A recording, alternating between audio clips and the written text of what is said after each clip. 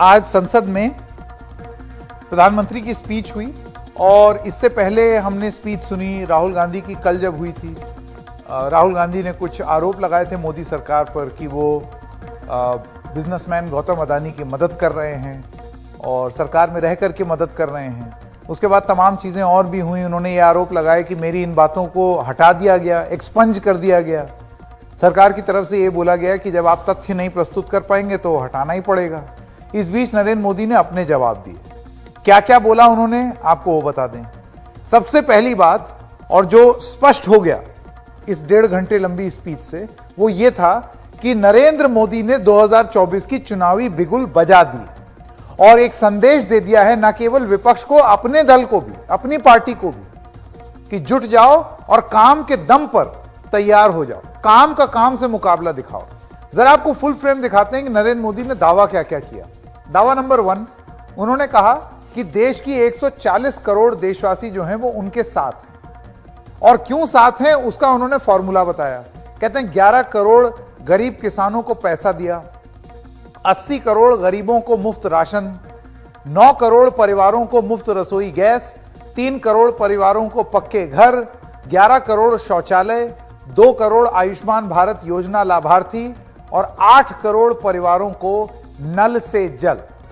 Speech के माध्यम से वो ये बताना चाहते हैं कि ये कारण है, ये जो कार्य उनकी सरकार ने किए, ये वजह है कि लोग उनकी पार्टी को जिताते हैं। तो विपक्ष चाहे कुछ भी बोले या कोई भी आरोप लगाए, ये कारण है कि लोग बीजेपी को और नरेंद्र मोदी को वोट देंगे।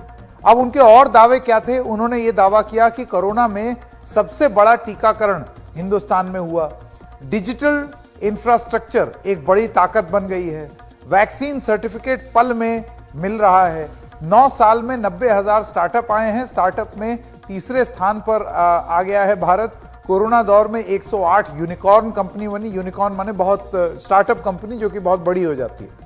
ऊर्जा खपत में हम तीसरे स्थान पर, उच्च शिक्षा में 4 करोड़ रजिस्ट्रेशन, खेलों में भारत का रुतबा। ये वो अपनी बात बता रहे हैं। इसके आगे वो बताते हैं, वो कहते हैं हाईवे पर रिकॉर्ड निवेश हुआ है, 9 साल में 70 एयरपोर्ट बने हैं, वंदे भारत ट्रेन हमारा गौरव है, आधार से डिजिटल लेन देन हो रहा है, भारत हेलीकॉप्टर निर्माण हब बन गया है, जम्मू कश्मीर में रिकॉर्ड पर्यटक आ गए हैं, जम्मू कश्मीर में हर घर तिरंगा हो गया है, श्रीनगर में थिएटर हाउसफुल जा रहे हैं।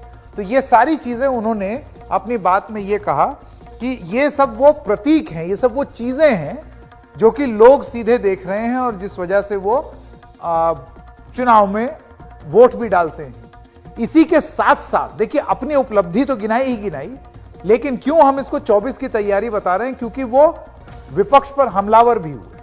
उन्होंने तुलना की 4 से 14, यानी कि 2004 से 2014 की, और उसकी तुलना की उन्होंने 2014 से अब 2024 तक।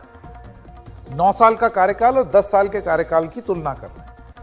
उन्होंने कहा कि यूपीए दौर में अर्थव्यवस्था खस्ता हाल थी, सबसे ज्यादा घोटाले थे, महंगाई डबल डिजिट में थी, आतंकी हमलों का दौर था। ये सब उनके शब्द हैं।